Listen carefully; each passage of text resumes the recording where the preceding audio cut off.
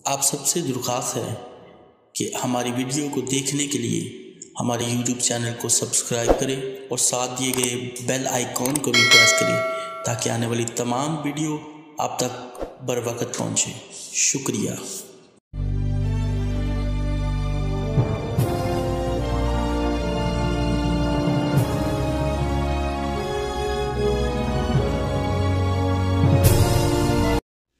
पहला ग्रंथियों 10 बाब उसकी 13 आयतें मुबारक।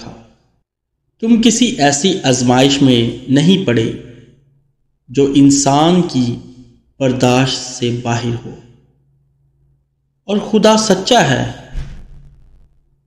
वो तुमको तुम्हारी ताकत से ज़्यादा आजमाइश में ना पड़ने देगा, बल्कि आजमाइश के साथ निकलने की राह भी पैदा कर देगा ताकि तुम बर्दाश्त कर सको।